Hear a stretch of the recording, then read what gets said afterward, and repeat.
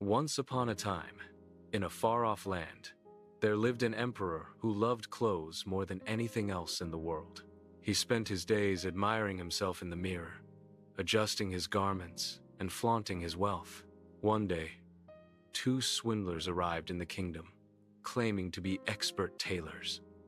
They promised to weave the most magnificent clothes the emperor had ever seen. With a special property, they would be invisible to anyone who was unfit for their position or hopelessly stupid. The emperor, eager to test the intelligence and loyalty of his courtiers, agreed to commission the clothes. He handed over a large sum of gold and fine materials, which the swindlers promptly pocketed.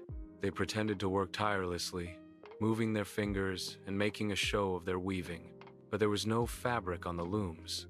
The emperor sent his courtiers to check on the progress.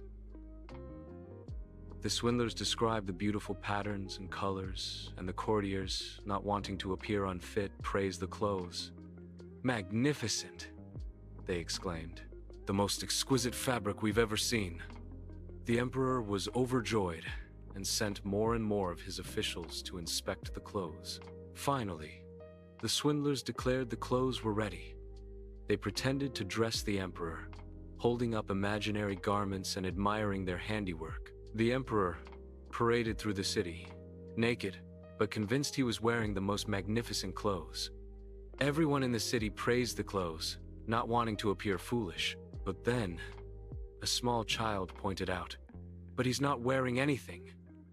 The crowd fell silent, and soon everyone realized the truth.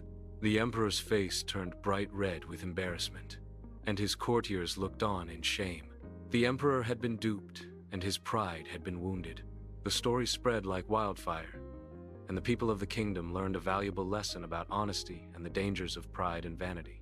The emperor realized that true greatness comes not from clothes or material possessions, but from the courage to speak the truth and admit one's mistakes. For more moral stories, please like, share, and subscribe to my YouTube channel, Dream Big Adventure TV.